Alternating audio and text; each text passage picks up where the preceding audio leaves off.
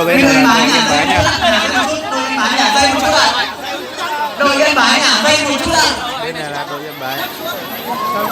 Đội Đông ơi, sao người lại nhá, Đông ơi. các bạn dồn ra chơi ạ.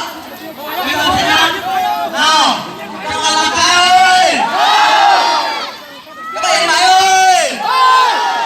Mình sẽ đếm về 1 ạ. 3, 2, 1.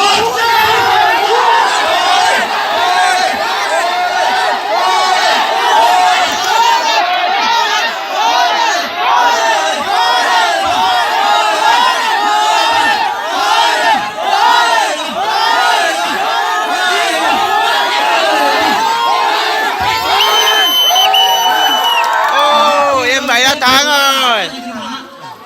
Ơi, để ý nhá, sao đừng nhìn không gọi nhá.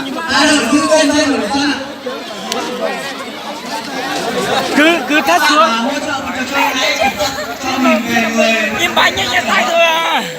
Nhẹ hết cỡ rồi bạn ơi. Phải ăn gì dạy phải ăn thôi. Biết là bao nhiêu không?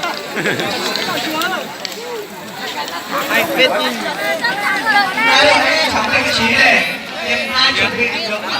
Yên Bái thắng rồi. Khỏe đến đâu đi anh. Cái bay vào thế này nhá. Đứng cái kiểu thế này đâu. Sao không tìm những người bé bé vào? Không còn người đâu anh ạ. Các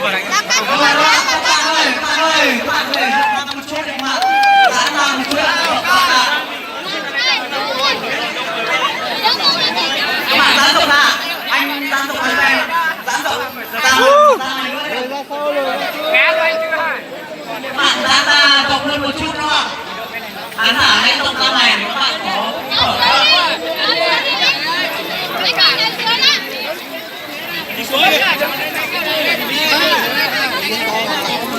có đôi làm cay này hơn chút. Đôi làm cay đủ người chưa?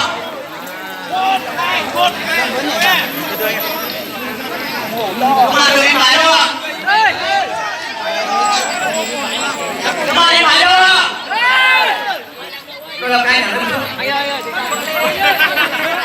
Các bạn làm cay này hơn chút ạ.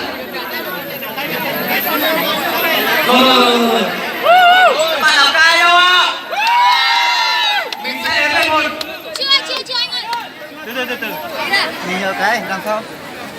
Các bạn khán giả hãy rộng ra, mở rộng ra để các bạn vận viên có thể sẵn sàng cũng như là mạnh nhất trong trò chơi. Bên phải nhảy lên một chút, bên phải nhảy lên một chút rồi ạ. Ngồi hẳn xuống là xong rồi đẩy lên. Mạnh mẽ ơi! Làm cái ơi! 3, 2, 1.